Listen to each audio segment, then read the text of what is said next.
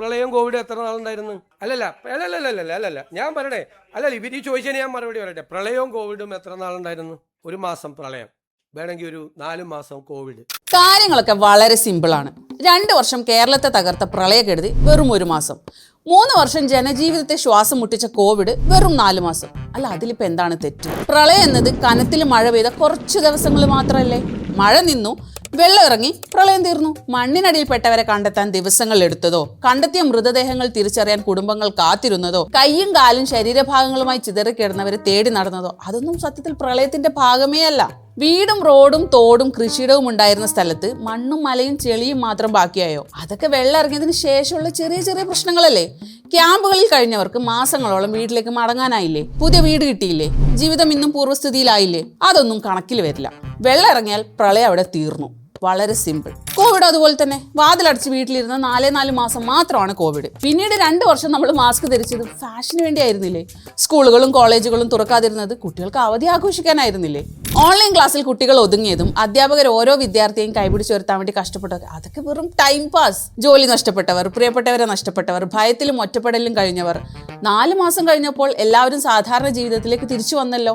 ആരോഗ്യ പ്രവർത്തകർ ഉറക്കമില്ലാതെ നിന്നതും സർക്കാർ പ്രവർത്തനങ്ങളും ഭക്ഷണവും കൗൺസിലിംഗും ഒക്കെ നൽകി ജനങ്ങളെ പതുക്കെ ജീവിതത്തിലേക്ക് തിരിച്ചു കൊണ്ടുവന്നൊന്നും അതൊന്നും കോവിഡ് കാലമല്ല. 4 മാസം കഴിഞ്ഞു, കോവിഡ് തീർന്നു. ഓർമ്മകൾക്കും ഇപ്പോൾ ഷോർട്ട് ഫോമാറ്റ് ആണ്. പ്രളയം 1 മാസം, കോവിഡ് 4 മാസം. സത്യത്തിൽ എല്ലാത്തിനെയും വലുതാക്കി കാണുന്ന ഓവർ തിങ്കിങ് ആണ് നിങ്ങളുടെ യഥാർത്ഥ പ്രശ്നം. ഇനി കറണ്ടിന്റെ കാര്യം എടുത്ത് നോക്കിയാൽ, കറണ്ട് പോയതൊക്കെ ഇത്ര വലിയ ഇഷ്യൂ ആണോ? പോയി, ശരി, സമ്മതിച്ചു. പിന്നെ വന്നല്ലോ, ഇറ്റ്സ് വെരി നോർമൽ.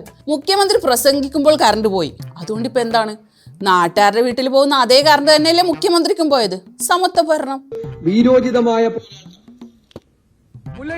എന്റെ ബാത്റൂമിന് ലൈറ്റ് കത്തുന്നില്ല. ഒരു പെട്രോമാക്സ് കിട്ടിയ കാര്യം സാധിക്കാമായിരുന്നു. കിട്ടില്ല. ചേട്ടന്റെ ബാഗിൽ മെഴുതിലുണ്ടാവോ? അതിന് കത്തിച്ചിട്ട് ഇല്ല. ചെറുത്ത ഉണ്ടാവോ? അതിന് കത്തിച്ച് ആളിച്ചിട്ട്. ഞാൻ എപ്പോഴും പറയും, ഓടുന്ന വണ്ടിയിൽ കയറി നമ്മൾ ഓടിയിട്ട് കാര്യമില്ല. വണ്ടി നിർത്തുമ്പോഴേ നമുക്ക് ഇറങ്ങാൻ പറ്റുള്ളൂ. കറണ്ട് വന്നാലേ സംസാരിക്കാൻ പറ്റുള്ളൂ. കറണ്ട് വന്നാലേ സംസാരിക്കാൻ കഴിയുമെന്ന് മുഖ്യമന്ത്രി തന്നെ പറഞ്ഞിട്ടുണ്ട്. അതുകൊണ്ട് നാട്ടുകാരും അത് പഠിക്കണം. കറണ്ട് പോയാൽ സംസാരിക്കണ്ട. ഫാൻ കറങ്ങുന്നില്ലേ? വേർക്കുക. കുട്ടികൾക്ക് ഇന്ന് പഠിക്കാൻ പറ്റുന്നില്ലെങ്കിൽ നാളെ പഠിക്കട്ടെ. ഫ്രിഡ്ജിലെ സാധനങ്ങൾ കേടായാൽ പുതിയത് വാങ്ങട്ടെ. ഇതൊക്കെ ഒരു സർക്കാരിനോട് പറയേണ്ട കാര്യമുണ്ടോ ശരിക്കും? ഓടുന്ന വണ്ടിയുടെ പിന്നാലെ ഓടിയിട്ട് കാര്യമില്ലല്ലോ, പ്രത്യേകിച്ച് വണ്ടിയും ഫാനും ഒന്നും ഓടുന്നില്ലെങ്കിൽ.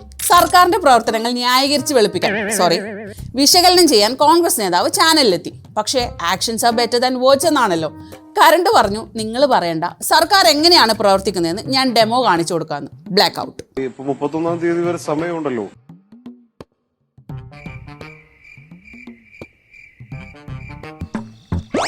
അയ്യോ, എന്റെ കാഴ്ച പോയി. നീ എന്ത് വിഷപാടാ എനിക്ക് ഒഴിച്ചെന്ന്? അയ്യോ, എന്റെ കാഴ്ച പോയി. ഒഴിച്ചെന്നാലും കാഴ്ച പോവാ. സിമ്പിൾ.